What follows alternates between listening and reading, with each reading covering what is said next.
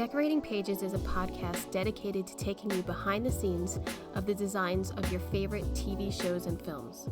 Each episode, I'll be sharing design stories from some of Hollywood's most famous sets, interviews from set decorators, production designers, directors, and actors about creating the look of TV and film, about their design inspirations, and stories that take sets from page to screen.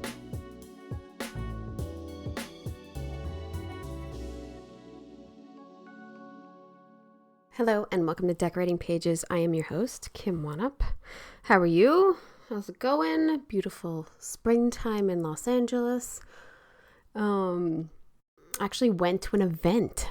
I have not been out and about and socializing in so long. I'm just jonesing to get back in there and hit all these like FYC for your consideration little parties that everybody has to present their programs to Emmy voters. It's always a good time of year. I don't get invited to the Oscar ones because I'm not that cool, but the Emmy ones I get invited to, and I've been going for a long time. I've seen so many panels, so many great shows. It's really a great experience. I don't think it quite is a great networking experience. There's a lot of people from you could make it a great networking experience, of course. And there's a lot of, it's like all of the categories can go. So I don't know a lot of sound guys if they're there or anything. But then when you see people from your groups or, familiar faces that you might have worked with, it's always fun. And then you get to discuss the program that you just saw.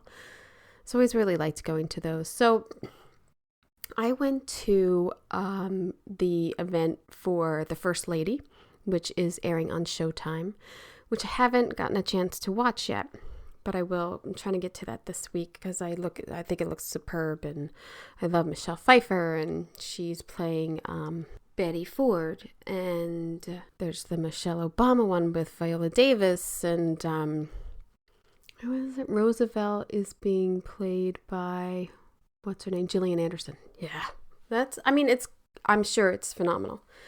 So I went, and the thing about this was they were taking a hotel room and then putting in set dressing and props and graphics from the show to immerse you in this world. And I thought everything that they brought in was fantastic and period and very detailed in the sense of like they had her vanity set up with like old makeup or the bedside table with some letters that she had written. The problem really was that there were too many people, and even though they delegated people time to go, nobody listened, and not that the line was long, it just was sort of uncomfortable, the amount of people that they were trying to rush in and rush out of this. And there was also a sense of some of the modern furniture I don't think had been removed, but so it was kind of meshed in. I got a sense that there was, because you're in like this modern hotel room in downtown LA, and then it's like trying to dress a set that's wrong, and you have to dress it to make it right. It's really hard to do. So I feel for the decorators. My guess is they might not have asked the decorators to coordinate decorating this suite. And this one that was in Los Angeles was the Betty Ford, the Michelle Pfeiffer room. So it was all, 60s and 70s and really beautiful pieces. But it didn't, I don't know, I wasn't immersed the way I would have liked to have been. And I feel like it's a lot of work to put that all together. And all the signage and everything they had was great. They had a lot of descriptions that were really small. So you really had to like get in there and figure out what we were looking at. But it was fun to get out, and it was fun to I ran into production designer Kathleen Wadowski, who I just worked with on Rutherford Falls, but other than that, I didn't know anyone there, and we were kind of amazed. We were like, look at all these people out and about, and there's no one from that we knew art direction or set decorating there. So I think I saw one other guy, but yeah. But if you are a part of the Academy, you should hit some of these events. They are really, they're really trying to get your vote.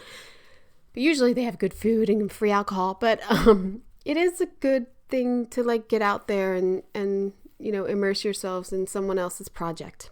That's always really good. And you could see how much work the decorators had put into this project. So I'm looking forward to watching that. I did what's one I'm watching, by the way. I binged the whole season of Physical on Apple TV. Production designed by Kate Bunch and Rob Tokars, and set decorator Kelly Jo Teeny. I know. I loved it. It's dark humor, so you know me. I'm in. And Rose Byrne just plays this like housewife who has like eating disorder, and you hear her inner voice the whole time, and I just thought it was really good. And season 2 is coming out, I think in June, they said. So I binged it just in time, so I don't have to wait too long to see season 2. I watched the finale of We Crashed. Good. I mean, that story is still ongoing, so I don't know how much an ending it is. But I thought the whole series was really well. I thought Jared Leto was really good, and I don't like him. I don't like Anne Heche. Or Anne Heche, I always say that. I don't like Anne Hathaway, but I liked her in this even. And I thought the look of it was really clean and modern and, very well done. I'm watching Ted Lasso. Production designed by Paul Cripps and set decoration by Kate Goodman. I didn't even look. I'm assuming they do it in, Europe, in London. I don't know. It's funny. It's pretty funny. I get a little tired of his one-liners, but I think the story's pretty good and the characters are pretty well done. So, and then I watched the first 2 episodes of Better Call Saul in preparation for this interview. So I might become a fan of that. I still really don't want to watch Breaking Bad, but I might jump into Better Call Saul. I don't know. It impressed me, I would say, the 2 episodes I watched. Yeah, and on this episode with the set decorator, Ashley Michelle March, it really made me she's so nice, and she was such a doll that I wanted to really, not just skim it and look at photos. I really watched it because, and my friend Denise Pizzini is the production designer, so bravo to those 2 for getting that final season done. Before I get into, let's do a little housework here. Next episode, I have cinematographer Simon Dennis, who has done Peaky Blinders, Pose, Hollywood. I worked with him on American Crime Story. He is a plethora of film knowledge, and his new series, Candy, premieres on Hulu on May 9th. So I'll be talking to him. That'll be 2 episodes because he had a lot to say, and I thought he was really interesting, and I know that you will too. And he's the first DP cinematographer I had on here, so we got into a lot of it, and I had a great time talking. We actually spoke for much longer, and I edited a lot out, so you'll see that. The other thing is, I'm just going to keep asking you for reviews, because I have a lot of listeners now, and not a lot of them like to write little reviews, so come on now. Don't be shy. You can do it. Click, click, click, click, click. 5 stars. Awesome. Thanks. On this episode, I speak with set decorator Ashley Michelle Marsh. Originally from Oklahoma, Ashley moved to Albuquerque, New Mexico to pursue a career in TV and film as a set decorator. Starting as an assistant on the film Observe and Report, then coordinating shows like In Plain Sight, The Client List, she moved over to set dec buyer on Better Call Saul, Night Shift, and Longmire. Ashley began decorating and jumped into Mr. Robot when they shot in Albuquerque, The Girlfriend Experience, and the film El Camino. Also, she decorated the film The Ultimate Playlist of Noise. Better Call Saul is now airing, and Ashley should be very proud of this final season. So far, it looks fantastic. If you'd like to look her on her IG, she is Ashley Michelle Marsh, all one word. So I hope you enjoy.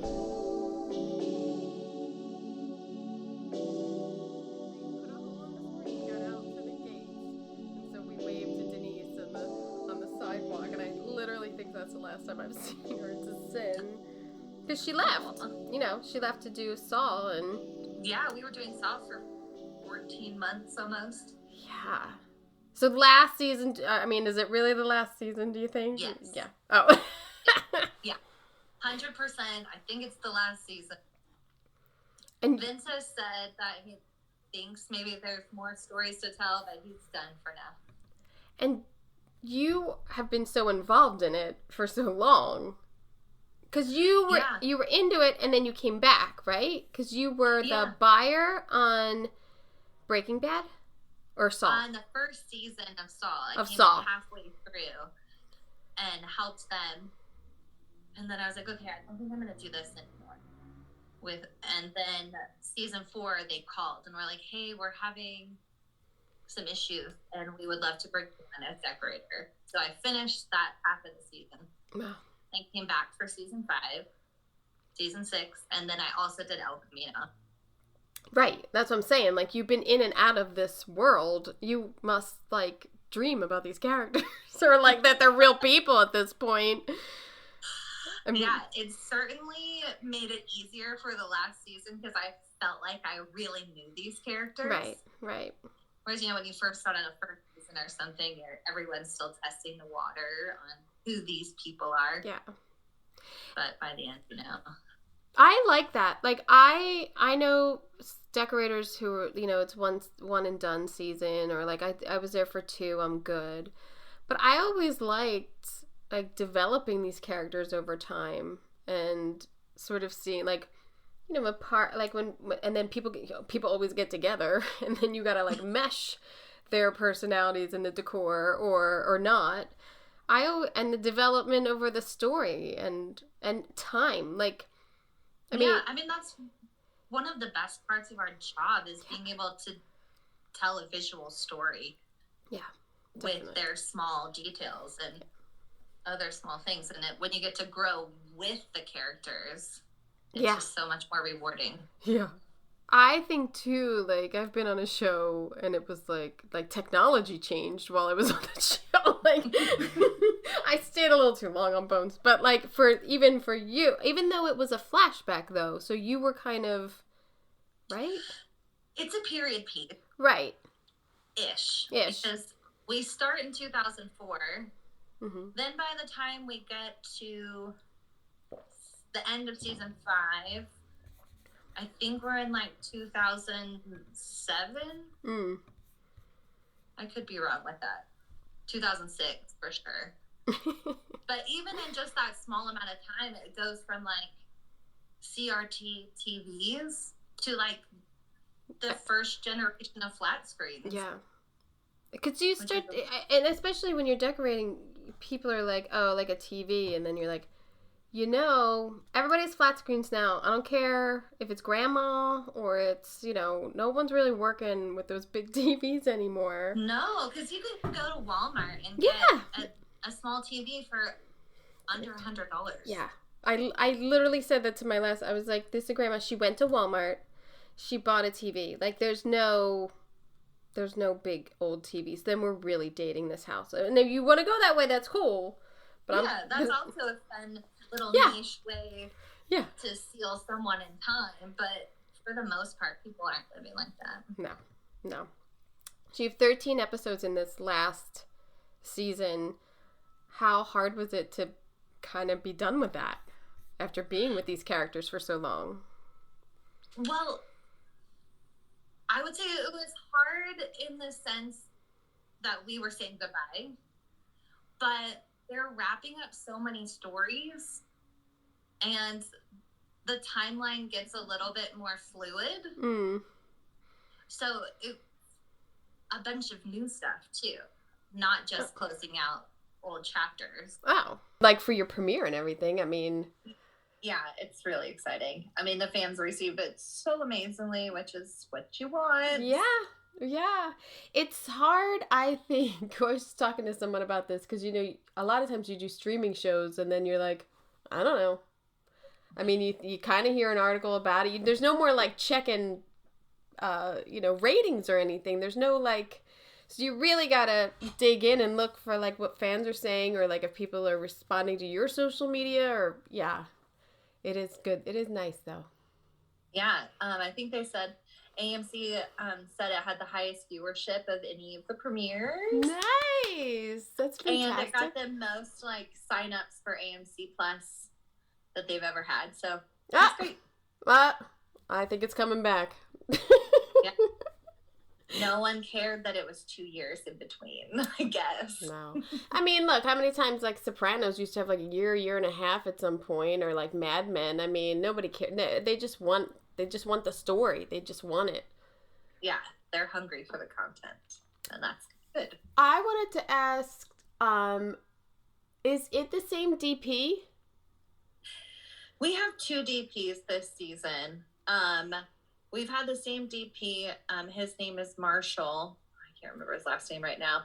And he was the DP for all of Better Call Saul up until this season. And then we had a second DP, and they alternated odds and evens. Always. That's every season. Or that's just this season? It's the first season they've done that. Oh, okay. Yeah. Because it really stuck out to me the amount of times people are in shadow, and that sort of running thread of keeping the viewer really kind of in secret, or voyeurism of watching this, obviously, but who you're watching is in shadow. And they do a lot of that, and then this season they started playing a lot with reflections. With really tell in the diner, we had to put a special plate down so they could shoot that, so it was fuzzy neon on the left and Kim and Jimmy were talking on the right. They like to do a lot of, just like you were saying, in shadow. They love reflections. They like really interesting shots. We do a lot through shots, so I can't tell you how many refrigerators and dryers and you have to buy, because they gotta take the back out or take the door off or whatever the hell they do. That diner scene, which I don't watch the show, but then I saw that it's called the El Camino, so then that triggered like, oh, this has been seen before. I think, I'm not sure, or no, it happened to have the same name. Movie, and it just kind of went with the story, and it was such an amazing neon sign that they were like, we have to use this. Yes. And it's such a cute little place down there. Well, as I said, I mean, Albuquerque has amazing neon on that, Route 66. Yeah, I mean, talking about that. Yeah. So, that's funny. I was like, I wondered if you had that made to tie into something. Because I feel out of the loop because I don't watch the show. Like, I feel like, oh, was that a clue to something that's going to come up? I don't know. Also, if you were like me, here's the thing, I'm going to be honest. I've never watched Breaking Bad. And I know I'm one of 10 people in the world who haven't done it. But until everyone in the world watches The Wire, which I think is the best show, I'm not watching Breaking Bad. I don't give a shit what you say. But I know it's a good show. I know the acting is phenomenal. I can appreciate it not having watched it. But do you think someone should watch Better Call Saul and then Breaking Bad? Like, if you were going to do it. I really don't know. I mean, there is a thought that you could watch Better Call Saul first because it's a prequel. Yeah. But I think you should watch Breaking Bad first. Because he's really just a side character in that. And then over the last several seasons, and of course through the end of this season, they're sprinkling in more of that world to tie them together. I see. So I feel like Saul is a little bit more standalone in the first few seasons because it's so much backstory for just him, and not so much the whole Breaking Bad world. Okay. So you could do it either way. Good to know. So if I should ever dive in, my brother thinks I have secretly watched it because he doesn't believe that I haven't watched it. And then during pandemic, he's like, now's the time. You have the time. You should do it. And I was like, no. not doing it. But I know eventually I will get around to it. It's actually almost like I know I have a good show in my back pocket I could watch. But yeah.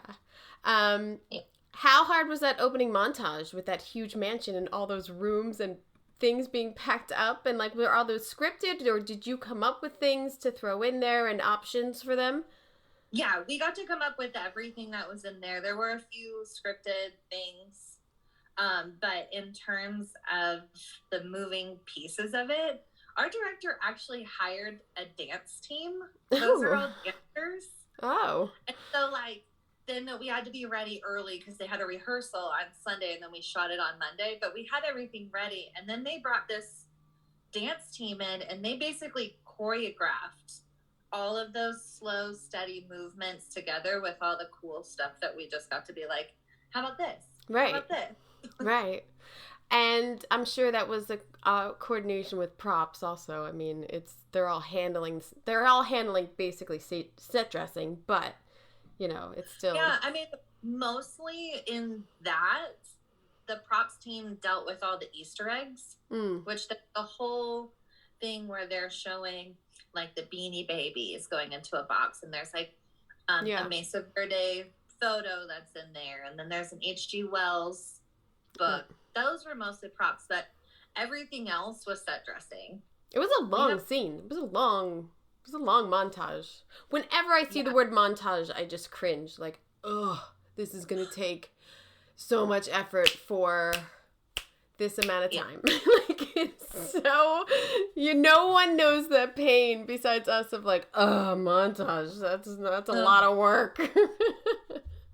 Yeah, it doesn't always feel like it pays off very well, but that one did. Yeah, it was beautifully done. I mean, now that you say that they were dancers, I kind of get like that choreography and wanting it being so smoothly and not trusting it to some extras. So I kind of get that. I just think it was really inspired to make that decision, because it just is filled with so much grace in the movement around all of the gaudiness. Yes. It's hilarious.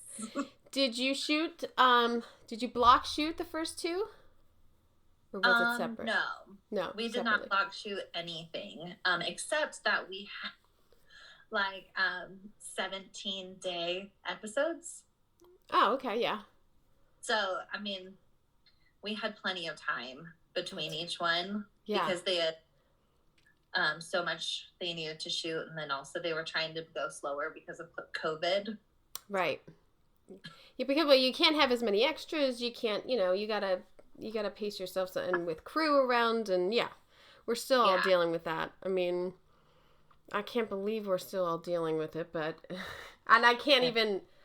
I don't know how much money they're gonna keep spending testing all of us, but I have to think it's less than if an actor gets sick and you have to shut down.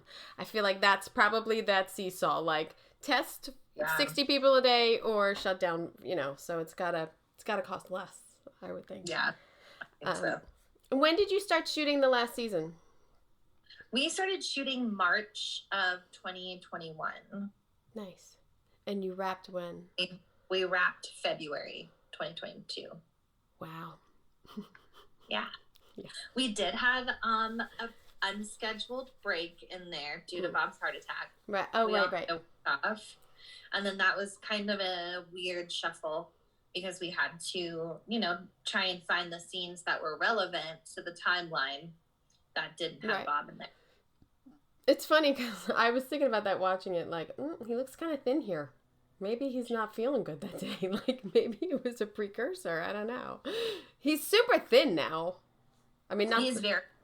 Yeah. And, he attributes some of his bounce back is that he was, like, really into fitness. He has a bike that he travels with, like a stationary bike that goes to every set, and he's on it all the time. Good for him. So... yeah, they said if he weren't so physically fit, it would have been much worse. So, oh God, how many sets do you think you had in this? In like per episode, like an average per episode? 20? 30? 20 on some, 30 on some. Yeah, we hardly had any standing sets that were used from the previous season. Right. Because, like, some of those plot lines had fallen away by the time we get to season 6. So in this one, I was assuming the hotel room was a build. Yes. But we built that. I couldn't see anything else. I don't know what else was a build. Oh, the apartment that they sleep in? Kim's condo. Yeah, Kim's condo. That's a build. What else was a build? We built the interior of Nacho's motel room. Right. But the whole outside was a whole thing for art department with all the painting and all the stuff. Fortunately for us, it was like garbage and window treatment. Yeah. Did they build that shack across the way, or was that there? It was CGI'd on the outside, and then we built the inside. You built the inside of that. Oh, I see. Yeah. Yeah. That was good. I mean, that looks good. Yeah, it was really good. I was like, oh, look. Because sometimes it works out. Like, one time I did this, like, Hallmark movie, and they were like, and the house is right next to a fire station. And we were like, good luck with that. And then they found, like, this cute little house right next, or, like, it was a cute little house that we made into, like, a hostage house. But it was right next to a fire station. It's like that. So sometimes you luck out. Sometimes CGI is not needed. But a lot of dirt roads. I was like, oh, there's Albuquerque. There's the Albuquerque. I know. There it is. One of the hardest things for us was doing the coyote truck, which is that hay truck where Lalo goes out there. Right. Because it is a flashback to Breaking Bad. So that is exactly like the vehicle. It's the same vehicle. And so we had to make the hay look exactly the same as it was on Breaking Bad. Oh, wow. Because it's a fan favorite. Oh. So. It's pressure. Yeah, pressure. We had a lot of those. But the coyote truck was interesting because you don't ever really think like set dressing and cars go together that much, but we had to build all that hay on there. Yeah. And a lot of times the interior is props unless you're dressing like bigger like trucks and like a moving van or like stuff like that. Then it's us. It all overlaps and everything, but and then there was like there was like a conference room. Was that used before? Conference room. That like is he like a detective? Oh, I think that's one of the Los Pollos Chicken Shack trade where there's like 2 tables side by side with like the water glasses at the end. Yes. Yeah, so that's a trailer that we that the art department had to acquire, and then it was another kind of match to Breaking Bad. Yeah. So again, they did some really cool CGI on the outside because they CGI'd in all of like the chicken farm. I guess when they shot Breaking Bad, there really was a chicken farm. Oh man. And now there's not. So was the golf course?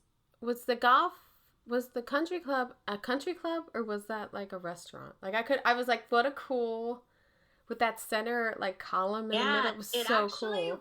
It is the Albuquerque Country Club. Mm. They call that the Rotunda Room, where that's where they normally have their dining room, and they have like tables and chairs set up in there. So then we brought in all of the Chesterfields and the little tables to make it feel more like a lounge rather than dining service only. And it felt really nice because even the members were like, oh, we wish we could leave it like this. Yeah. Like, yay, that's what we want. That is always what you want. That's the compliment of like, can you leave those drapes? Or like, yeah. And then was the locker room in there, or was that a different location? The locker room was in there, but art department did do a lot of work to it. There was a lot of painting, a lot of vinyl applications. We did have to bring in like 48 benches because their benches were really bad. So we did have to bring in a bunch of that. I'm sure the members are like, what the hell? Like we need a spruce up here. That's when you give your card out. Like, I've been to hotels and stuff and been like, oh my God, I love what you did. Here, well, if you need anything, call me. Like, call me. Yeah. Yeah. Yeah. I know the art department did leave up all the painting and stuff that they did in the locker room because they liked it. It needed such a freshen up. Oh, that's also like, I love hearing that, and I love when it happens on the shows I'm on, like, to be able to like give or like spruce up in any way and like make it better instead of worse. Yeah. Really... I mean, especially because it feels like we're in such a industry that kind of is wasteful. Yeah, yeah. And so if they don't want it, then it's wasteful. And then when you get to keep it, it's like makes everyone happy and you don't have to feel bad about it. Going into like vinyl or whatever, just going back into the garbage can. How was your wrap? Like, how do you guys just hand over to the studio? Like, I just did an episode about how to wrap things, and the different kinds of, like, sometimes they auction things off. Sometimes, like, here prop houses will come in. How was your wrap? So they started this wrap pretty early, like in June. And they hired a separate kind of set deck crew that went through the previous seasons, because we had, like, I don't know how big our warehouse was, at least 50,000 square feet. It's like a football field. Yeah. And so they had a whole team that were going through previous season's assets while my PA was uploading photos of all of our new assets. And they were basically talking with Sony about what Sony wanted to take for the Sony prep house. Oh, nice. So that secondary team was going through and pulling everything that Sony wanted. Then my PA was uploading the photos and they were saying, we want this, this, this, this. So then my team at the end of the season packed that up and sent it to Sony. Oh, nice. Oh, nice. So yeah. I'll see some of your stuff. Yeah. I mean, we had some really great stuff where there's so many multiples, but hopefully that's helpful. Yeah, or the multiples. The multiples is what you need when you need it. It's so hard to find. Yeah, like desks, or like I did like a Pentagon lunchroom, and I had to buy like 72 tables because I couldn't get, and it's all uniform. You have to have it. So then it's like that took up a chunk of our storage the whole season, and then what are you gonna do with them? Thank God, I think one of the prop houses took some of them, not even all of them, but yeah, there is so much waste, but especially on this last impeachment, my lead man worked a lot with like prop houses and such, but then Habitat for Humanity took a lot. They were basically like, whatever you don't take, we'll take it all. Yeah. So that was really nice. Yeah. We also have the opportunity to donate to a bunch of, like I said, we have some small prop houses, so some of those, and then there's a community college here that is doing a really nice film program that's actually like hands-on. Nice. Like actually teaching like what happens on set, and then you get credits towards the union. Like it's actually very nice rather than just like theoretical film school. Oh, that's fantastic. So we got to donate a lot to there. Then George R. Martin has a foundation for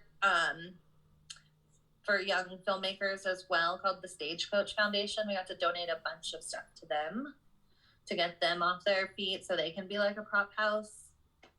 Then we had some luggage from one set that I can't disclose, but we ended up being able to give it to the foster care. Oh, that's awesome. System, because most of those kids, they only get a trash bag. Oh my God. Now that's too heavy. No, but everyone should know. Good. Everyone should know that, and then when you need to donate stuff, like that's an awesome tip. Thank you. Yeah. Oh, you're a good person. Good job.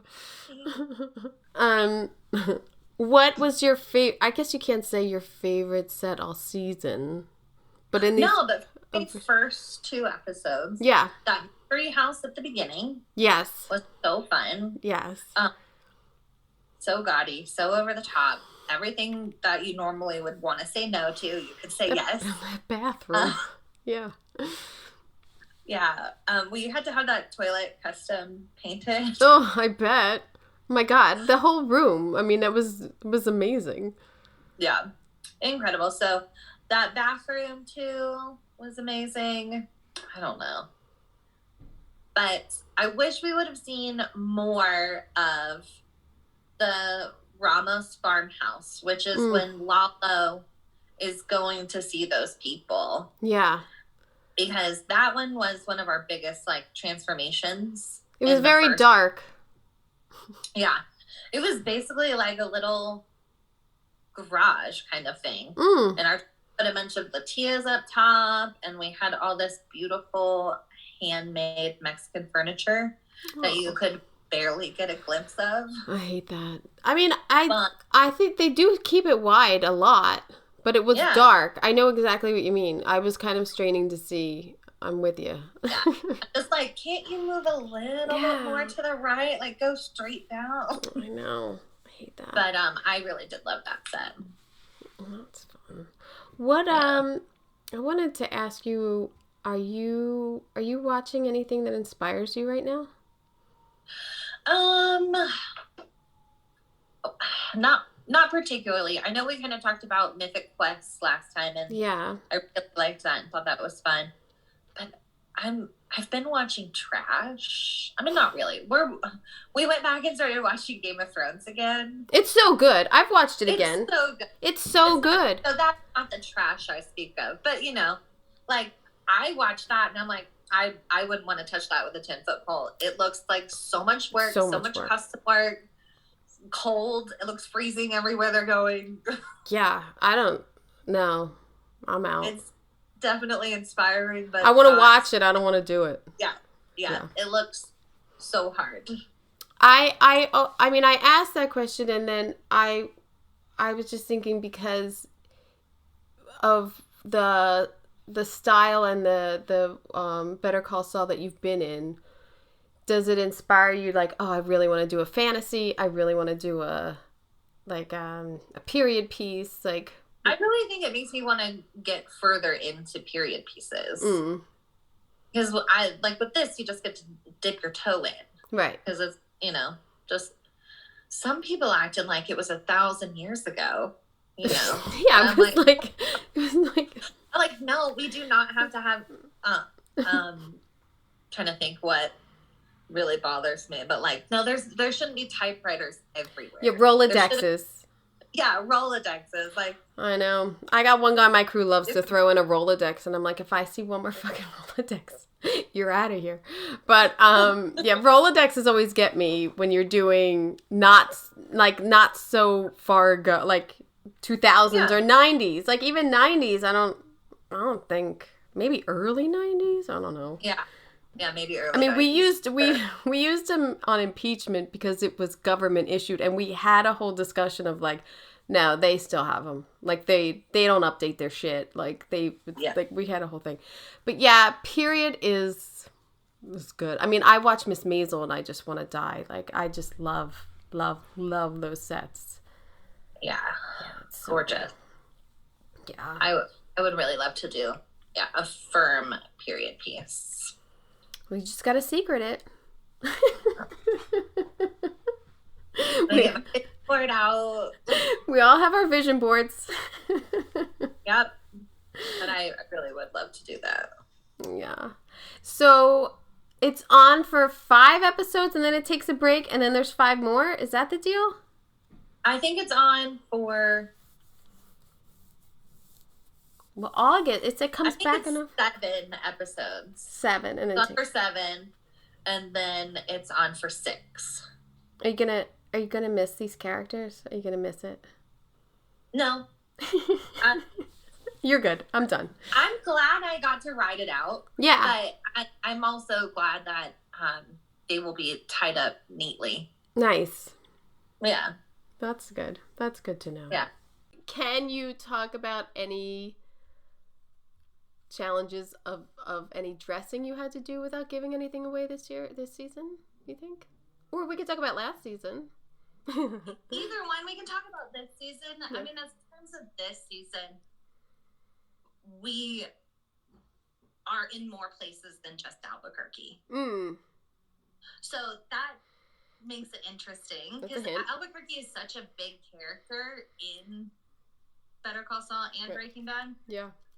So it's nice to have a little bit of changes where that's not the focal point of the story on top of everything else.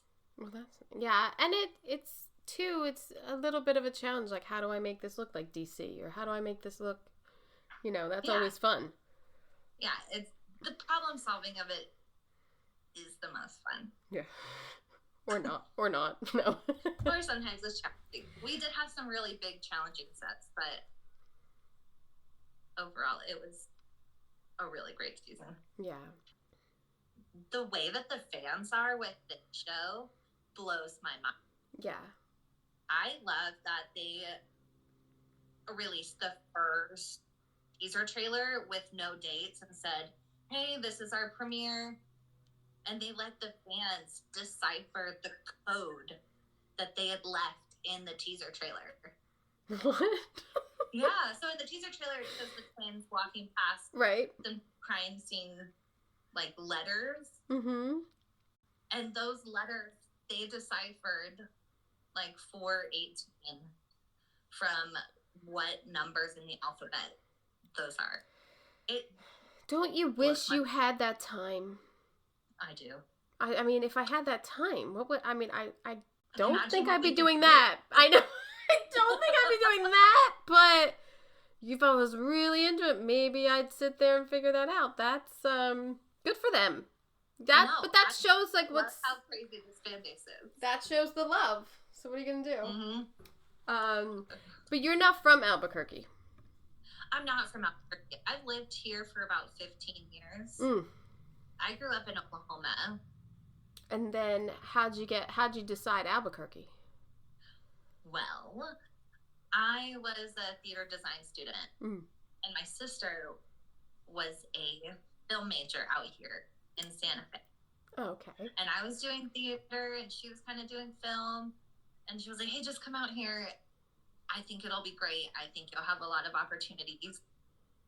And so I did. I came out, and I got an art PA job, and it changed my world because I knew what was happening in the art department because of my drafting skills and other things that related from theater. It was just in a different media. Right. Yeah. So it really helped. Was that Easy Money or Observe and Report? Which one? It was Observe and Report. Observe and Report. Yeah. I have been to Albuquerque for one film, and I was there I think February to April, and I hated it. I hated it. First of all, I'm not too smart. I thought it was going to be hot because it was a desert or something, and I had to go and buy all winter clothes when I got there because it was freezing. Yeah. We worked every single day. We never had a day off. It was just it wasn't a great... the production designer, and Corey Lorenzen and I always say, we could write a movie about making that movie because it was so crazy. But I didn't find the town. I was scared.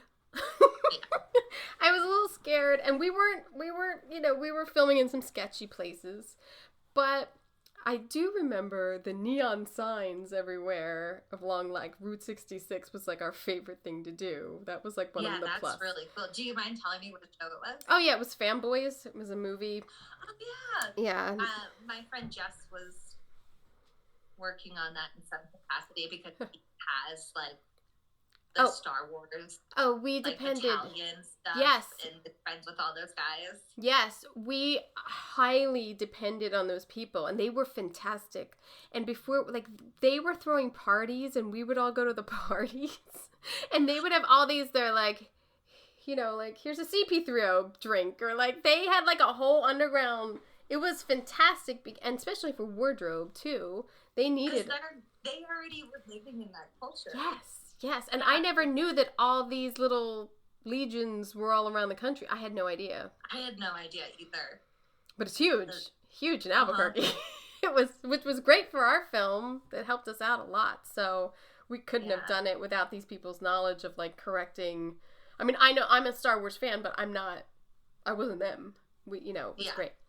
But I have heard, especially with so much production going on in Albuquerque, that it's really come into its own as a desirable place to come, and And that's what I was gonna say is, when you were here shooting that movie, we were kind of just a baby little entity. It was 2004 or 5. It was like early. Yeah, just barely starting out. And when I started, I think it was 2008. And it was still a little bit of the Wild West in terms of everything felt indie, even though it was studio shows. Yeah. But now, since we have the large Netflix facility, there's a nice facility in Santa Fe. Yeah. NBC Universal has a little thing here. Yeah, do they have a prop house? Did they keep that prop house? No, they closed the prop house down. Yeah. Oh, yeah. They sent it to Atlanta. Yeah. But we have a lot of really great resources now. Yeah. In terms of, we have some prop houses, but it's not as efficient as some stuff in LA. But in terms of the community, we have some really good talent here now. Because it's been so long. I mean, you definitely have a plethora of like independent artists. Yeah. Artwork and such, I'm assuming. I mean, even from Santa Fe and everything, when we went up there, it was like, oh, this is a great art scene, and like, you know, if that's the style you need and everything. But I was and there's a wide range of variety. Yeah. Of artwork here. Yeah, that's great. You can get modern, you can get abstract. Of course, you can get a ton of beautiful Southwest pieces. Yeah. But it's a really good market for all different types of ready. You can get the $30,000 pieces from Santa Fe. Yeah. And then you can get what feels like your sister made it. Or, yeah. You know. Yeah. And then she did. No. But that happens here too. So what made you want to decorate and not go into like art direction and design? Well, I was terrible at drafting. It was one of the first classes I ever failed in my entire life. Well, not every designer can draft, so that's not a prerequisite. So I just knew that maybe that wasn't my strong suit, but I love the visual aspect of it. And when I started on Observe and Report, I actually got enamored with that designer. It's Chris Spellman. Oh, yeah. Oh, well, he's fantastic. He had been a decorator. I didn't even know that was a path that you could decorate and then transition into design without being an art director. Look at Denise. And Denise was designing, I forget. Denise first was designing, then went to decorating, then went back to designing, I think. No? I'm not sure. Well, she was doing interior design. Oh, like commercial design. Right. And then she decorated and then designed. So once I realized that was a path that you actually can take, I was like, oh, I'm going to go that way because I know I can excel with that without having to deal with the minutia of details in construction. Yeah. It is a whole different language. Yeah. And then it is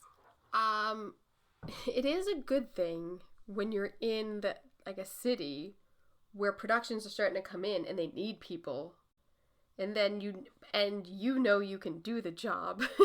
There is a difference. That is definitely one of the reasons why I decided to come to a smaller market. Yeah. I mean, besides the fact that my sister was here and I already had some friends here, but that was one of the biggest draws. Yeah. I mean, it's fantastic. I still had friends from college that went to LA that were working as TAs, 6 or 7 years. Yeah. After school. Yeah.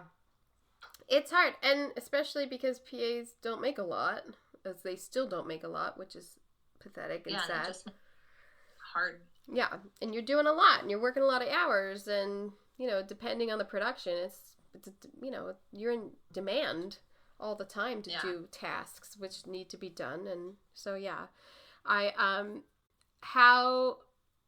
How easy or hard was it for you to transition from PA to buyer to decorator, do you think? I definitely had to work at it. I was a PA and then I was an art department coordinator. So that really helped me learn all of the budgeting skills. I built my own spreadsheets and it helped me learn what resources were available locally and out of state. So when I started buying, I already had a base knowledge of where everyone was going because I was entering that into the budget. Right. And it was mostly just about being vocal and talking to people and, hey, I'd love to buy. That's my goal. Yeah. And then once I did that, hey, I want to decorate. If you hear of anything coming. Squeaky wheel. I always say squeaky wheel. Squeaky wheel gets the oil. And plus, if you have that direction and have it in you, you're looking about, like, how did they do, like, what accounts did they set up? Like, what did they use for clean trash? Like, what did they, Exactly. If you're interested, it's there. The knowledge is there. Yeah, I think the squeaky wheel thing is right. Just getting up from my desk and walking out and say, hey, what are you guys doing? Yeah. Oh, yeah. What's happening out here? Show me what's up. And then don't you find when you have a PA or a coordinator who does that, it clicks in you like, oh, yeah, we got to get her in. We got to get him in. We got to do. Yeah. You got to get out of here. You can teach someone that is interested in odd things. Mm-hmm. That what makes our job fun. Yeah. Is when you have a PA that's like, hey, why are we buying all this whatever? Yeah. And then you get to explain it and they're like, oh my God, that's incredible. Yeah. And then I'm always like, yeah, isn't it? Who knew? Yeah. Weird, right? on impeachment, there in the private hallway of Bill Clinton, there were these 3 shadow boxes filled with campaign buttons. And I was like, I gotta eBay like a bunch of buttons. I was like, fuck it. We'll just make them. And then I had my PA and coordinator like, ka-kink, with like the button thing. And I was like, I'm sorry. I was like, can I get like a dozen more? Like, I was like, guys, these look so great. How about a couple more? Like, I'll put them in people's desks and everything. I was like, see, now you know how to make buttons. Who knew? Who knew one day you'd be button makers? Like, but I certainly had that. Like, I have a mirror that a production designer asked me to make on a film. I was the PA, art department PA, and he was like, "Can you just make this mirror for me?" And I got like the strips and made it for him. He gave me like a reference, and I still have that mirror. And I'm like, it was in that movie. I made it. I took it. So you have to do these things. You have to, got to work your way up. It's important. And plus, like I said, like every job leads to the next. Like being the coordinator and everything, it is really hard. And I think that's a problem in some sense of not knowing things and then just getting the higher job or the more responsibility and then you don't know. And, I've said it many times, like I feel like our etiquette is somehow being lost a little bit in our world because we're so busy and so many people are getting in, which is great. It's not about that. It's just take a minute and try to learn from the old people, from me, the old people. Right now, because we're so busy, there's a lot of fake it till you make it energy. Yeah. I think for us, it's better if you just ask questions. Yeah. Oh, yeah. Just try and fill yourself with as much knowledge as you can. Yeah, absolutely. I mean, because we've all been there. It's not worth it. Yeah, exactly. And I was looking at your shows and it was the show with the pregnant chick that you did the series. You did the series and the movie? Well, how did that work? I don't know what they did. Oh, okay. Because we shot it as a series. Oh. But then they made it into a movie. They used 3 parts. Oh. And then put it into one whole movie. I think they were trying to skate around to different states. I see. But I did the middle portion. I was like, wow, that's a transition. Like, you make this series and then they're like, oh, movie time. Like, that must have been. Yeah, so that's credited interesting because when we shot it, it was a series. And then but then they released it as a movie. So I don't know why they didn't put those 2 into one. I loved Mr. Robot. Oh, I was so lucky to be able to do that. And was the designer on those a local designer or was it Anastasia White? It was Anastasia White. Oh, nice. I'm such a fan of hers. They came out and they did multiple parts that season. Mm-hmm. And I was such a huge fan of the show that I got so excited that I got to do that Arizona house. Oh, yeah. Where, I can't even remember the characters' names, but where they kill those two folks. Yeah. Now I remember. In the garage. Well, I looked at the screenshots of and I was like, oh yeah, that was such a good show. What happened? Yeah. Randy Malik, get back there.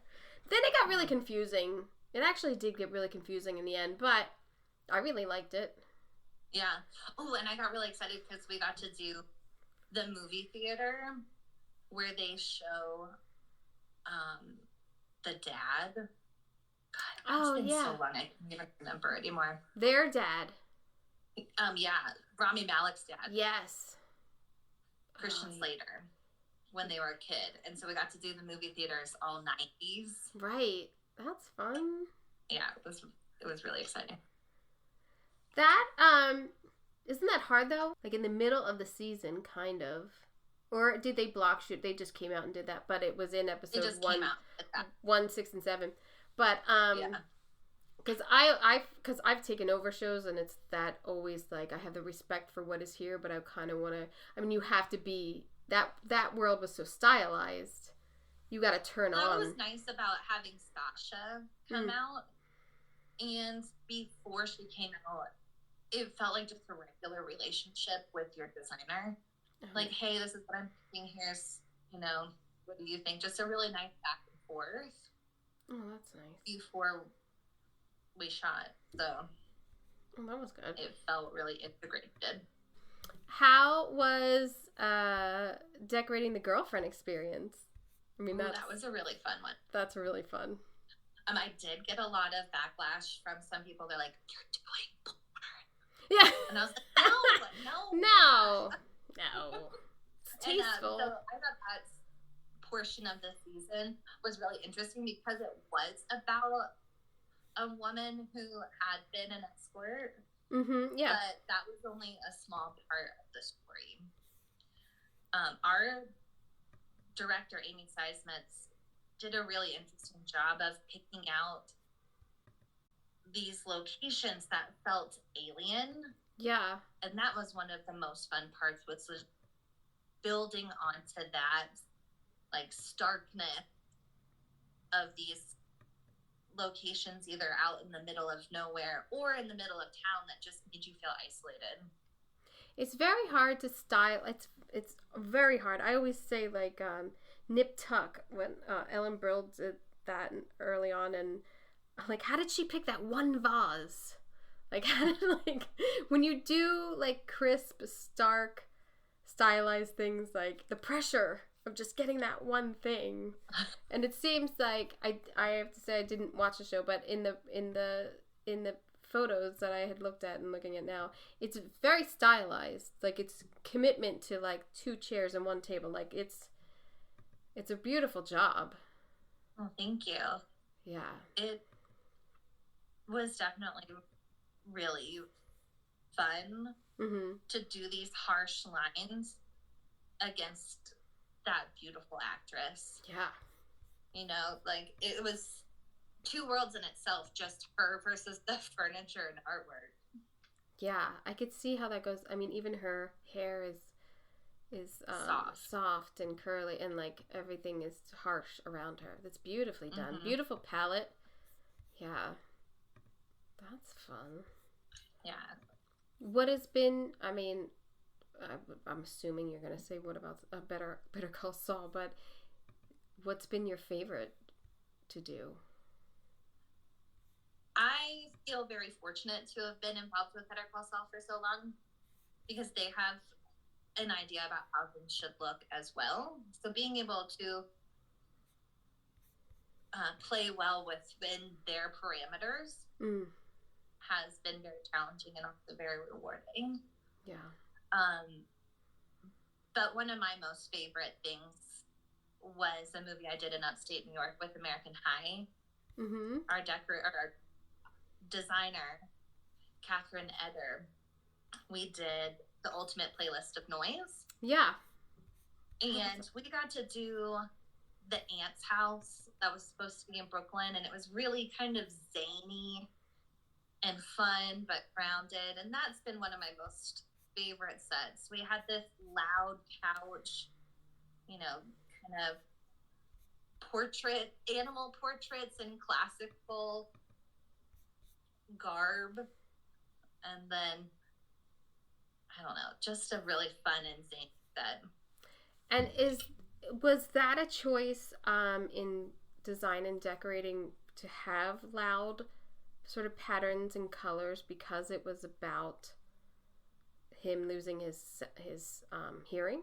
Yeah, as we approached the end, kind of, because they do their journey from, I think they're supposed to be from Wisconsin or Michigan to New York, and then as it's getting closer and closer to when we know he's going to lose his hearing, we wanted to wrap your senses in a way that if you could hear it, it had its own sound, but you could see it. Yeah. If that makes sense. Yeah. Oh, yeah. That's beautifully done. And what a sweet project. I mean, a lot of car stuff. When they did a road trip, I always feel like, ugh. It's a lot of road work. Yeah. But we did get to do a bunch of stuff in this old high school building that American High has purchased that they just redesigned for every one of their little high school movies. Oh. Yeah, it was just a really interesting experience. Because like I said, I'm from a small market here in Albuquerque and have been here for a while, so I know how to make it work. Right. And that was in Syracuse. And they had limited resources.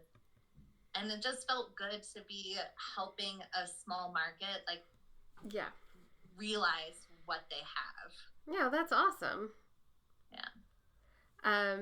How long did you shoot that for? It was it right after? I think like a 28-day shoot. Oh, nice. Was that before COVID or? Yeah, it was before COVID. I'm trying to think when it was. The end of 2019. So how do you think, because you have credits also as a production designer, do you think that's the goal? Are you going to go there? Yeah, I eventually wanted design. Yeah. And I've done some Lifetime movies and things like that.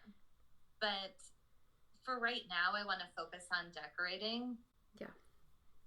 I mean, that's how I feel like I've done my whole career, is I do a job until I get bored and I can't learn anymore. Yeah. And then I want to move on. So I still have so much to learn in terms of decorating, and that I still have challenges that I can meet. So that's cool. I mean, I dabble with it, and then I think, I like my little niche of decorating, and then I'm like, I just want to design. I don't know. I go back and forth in my head about it, but I mean, because the idea of it sounds great, and then having to do like what Denise goes through on Better Call Saul, where you have to be in charge of so much and so many presentations, and at some point it just feels nice to only have to show her stuff, or oh, definitely, I only have one small part of it, other than all the other moving parts. Graphics and construction and location work and and I mean, and we're all, even though we have these little bubbles, we're still like, oh, well, I should tell wardrobe what color the sofa is. Like, there's always that overlap too of, with the other creatives of what we're doing. And if you're working with something with VFX, I mean, that's always a conversation too of what color is this, or just stay away from that for me, or Yeah. And we had to have a lot of those conversations with wardrobe this season because of how the characters were developing. And like a lot more rapidly than they had been. So like Kim's wardrobe is changing. So we have to show more of the furniture or tablecloth or whatever it was to make sure that we weren't clashing. Because for the most part, she used to just be in power suits. Right. And a plain top. And what some of the fans have pointed out from the teasers is that it looks like her wardrobe is getting a little bit more into the Saul vibe. Mm. Well, I mean, even the poster of the red jacket, I mean, there's a lot to, I mean, I'm sure people are freaking out over that one too. Yeah, I really like that poster. Yeah. For some reason, it has a kind of, like, I don't know, queen vibe. Yeah. No, it's good. I don't know if that's what they were going for. I don't believe that at all. But, it just is really striking. Yeah. No, I think it's really good, especially for the last season. You want that boldness of there. It's really nice. Are you working now? No, I'm currently off right now.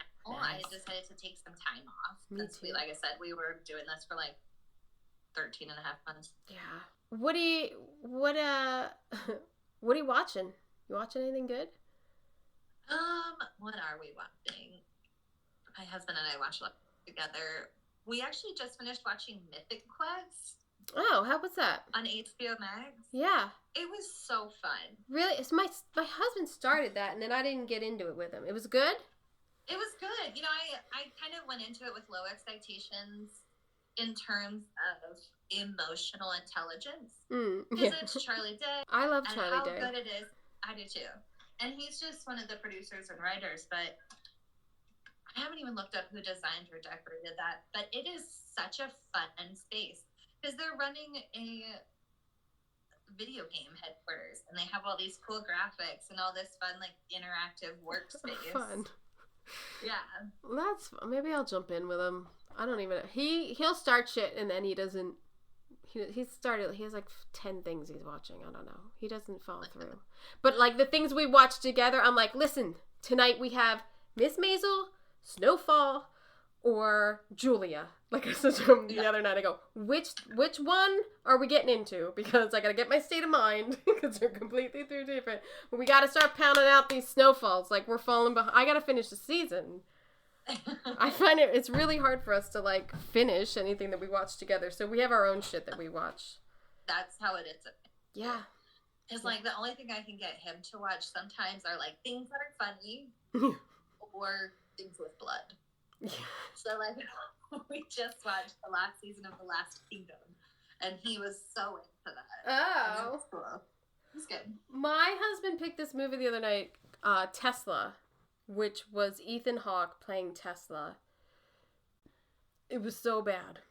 It was so bad. And then, like, a couple of weeks ago, he picked something else to watch, and it was so bad. And I was like, you're done. You're not. We should have watched Coda. I was supposed to watch that. Like, I'm watching this stupid Tesla. Yeah. Your picks are vetoed for a minute. Yeah. You lost your vote.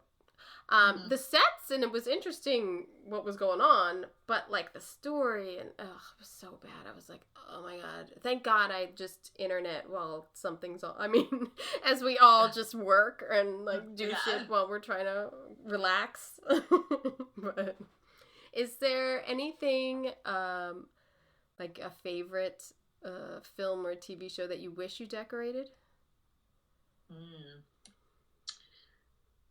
I don't know. There's a lot. I wish I got to do, like, a 70s period piece.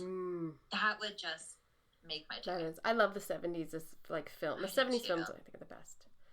Yeah, I love those warmer palettes with the golden orange and greens. And yeah. Are you watching Winning Time? No, I just saw that. It's HBO Max. It's a little slow, I think, in the beginning, but it's shot like you're watching a late 70s film. And the graininess and everything like that, like, I'm really into that, like how you're making me feel like I'm watching a period thing when I know that it's not. So I appreciate what they were going for with that. Oh, I kind of feel like that. Have you watched The Therapist Next Door? It's Will Ferrell. Yes, I watched it in like 2 days. I loved it. Yeah, and it looks so beautiful. It looked so beautiful. So stylized. Even how what the fuck is his name? Paul Rudd's office evolved, like, through the decades. It was fantastic. Yeah. I talked about that before, but yeah, I really liked that, and I buzzed right through it. I loved it. Yeah. Couldn't get enough. Yeah, that was a good, sad, real story. Like a therapist that took advantage of their client for like 30 years or something. Took his money, took his house, took all his friends away. It was so sad. But yeah, beautifully done. Yeah. Narcissist among us. Yeah. That's the scary part of it. So do you think you're in Albuquerque? Do you think you travel for work, but you think that you're in Albuquerque? You're the gal. You're the decorator in Albuquerque. I had a really good time speaking with Ashley. She was super sweet and very humble, and you know, I feel for that. Having only once been in Albuquerque trying to get a show done, I can imagine it's a little hard getting it all done and forming these relationships with vendors there, and trust to get rentals, and you know, trying to get different looks and periods in a town that is not equipped for that is never easy. So I applaud that she is up for that challenge all the time. Bravo. Super sweet. So I hope you check out her work on Better Call Saul, and I'm sure we'll be seeing a lot of her work. I don't think Albuquerque's slowing down anytime soon, and neither is Atlanta or Pittsburgh or anywhere. Another reminder, just write up a little review if you can. And next week's episode is cinematographer Simon Dennis, so stay tuned for that. So I hope you got an earful. I'm Kim Wanup for Decorating Pages. The season of floating is upon us. Get your Stogie Floaty luxury pool float now at Etsy and StogieFloaty.com.